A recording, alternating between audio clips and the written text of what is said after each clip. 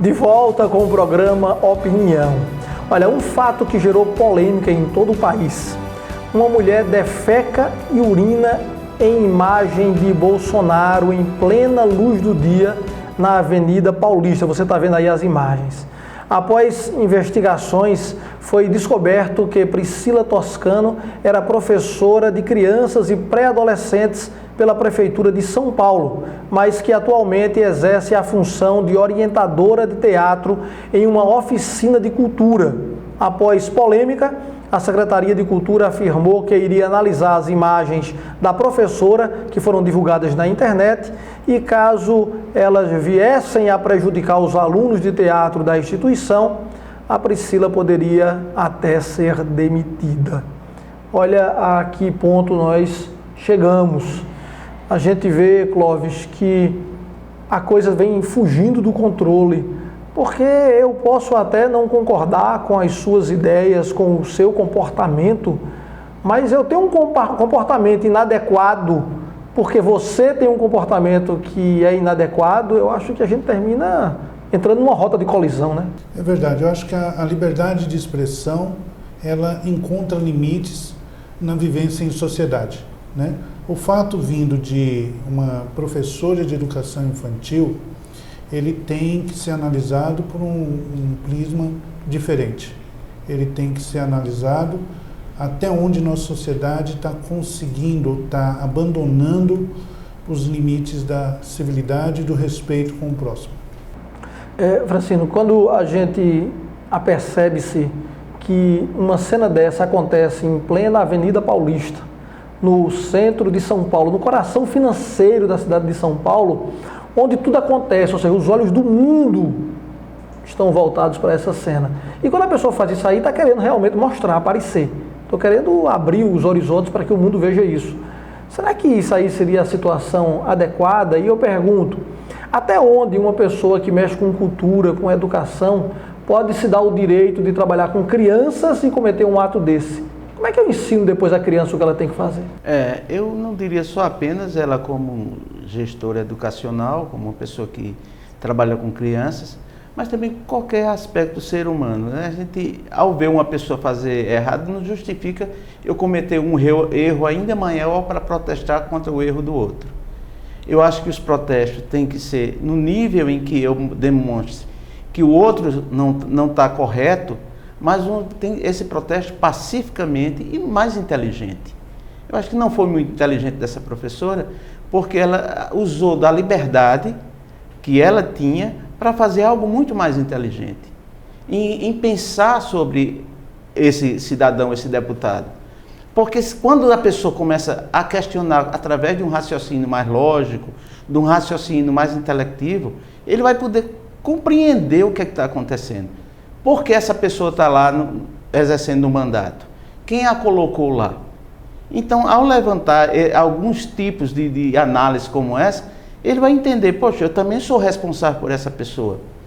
Tudo isso passa por uma crise educacional do país, onde o país está realmente carecendo de uma reforma, de uma revolução cultural, ao nível de entender que todos na sociedade, do eleitor ao político, ao empresário, ao pobre, ao rico, que tem que repensar essa nação a partir de um contexto educacional.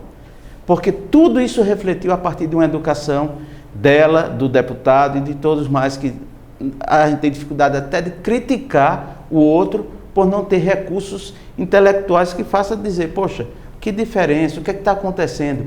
Raciocinar mais inteligente.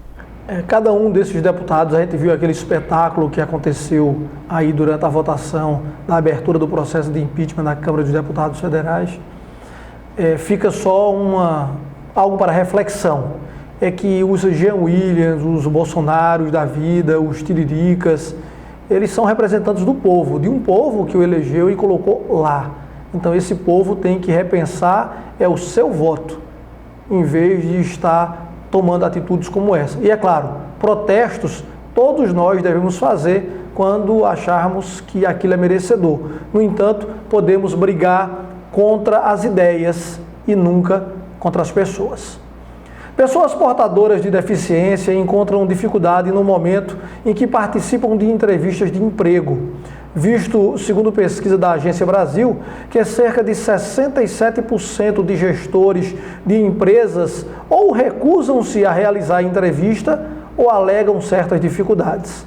Segundo a diretora de diversidade da Associação Brasileira de Recursos Humanos, a Georgette Lemos, estas pessoas não reconhecem a capacidade dos deficientes. E diante disso, existe a lei de cotas que prevê que toda empresa com 100 ou mais funcionários deve destinar de 2% a 5%, dependendo do total de empregados dos postos de trabalho, a pessoas com alguma deficiência. Outro dado apontado na pesquisa diz que 60% dos profissionais de RH acreditam que as pessoas com deficiências sofrem preconceito no ambiente de trabalho, seja dos colegas, dos gestores ou até mesmo dos clientes. Como é que você enxerga hoje o deficiente entrando no mercado do trabalho, Francênio? Extremamente normal e necessário, porque essas pessoas fazem parte de uma nação e a gente tem que primar pelo direito da pessoa ter acesso ao trabalho. Isso é um direito de cidadania para todos nós. Eu acho que a diferença que possa existir, como eu falei antes, vem parte pela questão educacional, pelo preparo dessas pessoas. Tem questões legais muito fortes por trás de toda dificuldade como essa, da introdução dessas pessoas no mercado, mas também passa também por pessoas que também precisariam ter um treinamento para chegar até esse mercado do trabalho, para poder exigir um salário melhor, para ela ser estimulada a ter seu autoestima recuperada ao ponto de entender que ela pode ir mais além do que só o que está lhe oferecendo. A gente tem um exemplo da nossa treinadora do Flamengo, que após sofrer um acidente, a Georgina, ela não ficou parada. Ela teve a questão, ela foi indenizada, ficou recebendo benefício, mas não, ela quis ir para a luta. Então hoje ela é uma treinadora renomada em atletismo, embora que esteja numa cadeira de roda. Mas veja, ela se preparou para isso. Então as pessoas têm que entender que a autoestima dela tem que estar acima de tudo para ela superar as possíveis dificuldades que apareçam. Você citou aí a Georgina e eu quero parabenizar pela essa força de vontade que ela tem, mas, doutor Clóvis, o senhor é advogado trabalhista e vive nesse meio, sabe que é uma realidade diferente, ou seja, no caso da Georgina, ela deixou o benefício do governo para ir ganhar um salário muito mais alto do que já normalmente se paga de benefício para ir trabalhar como treinadora no Flamengo. Mas eu pergunto, e no dia a dia as pessoas estão vendo dessa forma? Como é que funciona isso no dia a dia, na prática? Eu vou dizer, a chamada da matéria abordou uma parte do problema. Essa mesma moeda tem dois lados. Passa, pelo que o nosso colega comentou, da falta de preparação acadêmica para dominar uma profissão, disputar a vaga no mercado de trabalho. Passa por as cidades, a gente estar preparada para o portador deficiente, aí a gente tem que entender deficiente em vários setores, porque a gente pensa só mais no deficiente motor, mas tem também o deficiente visual, tem o auditivo, tem o intelectual, né? Então, todos esses, eles podem ser aproveitados no mercado de trabalho. O problema é que eles têm dificuldade até para sair de casa e pegar um ônibus, até para ter uma cadeira de roda decente e vencer os obstáculos da calçada e na rua. Eles têm dificuldades que o motorista de ônibus e o elevador do ônibus funcione para ele trabalhar. A prefeitura forneça transporte adequado. Então você tem dois lados. Você tem um lado que o INSS concede um benefício de um salário mínimo a eles. E se o emprego que eles estão disputando for ofertado com pouca vontade, só por obrigação de cumprir a cota legal para não ser multada, se o salário não for interessante, como você disse, ele vai ficar em casa, sem trabalhar, sem ser útil a ele mesmo, sem ser útil à sociedade, porque ele não vai passar pelas humilhações de discriminação, vencer obstáculos físicos, para o final de 220 horas de jornada no mês, receber a mesma coisa que se ele estivesse em casa. Então, é um problema cultural, é um problema político, é um problema legal.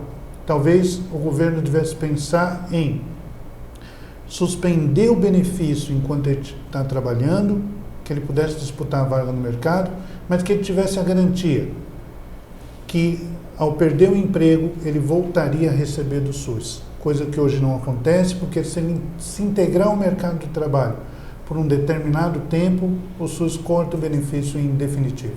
E a incerteza não permite que ele saia de casa. Bem, e assim a gente está concluindo mais um programa Opinião.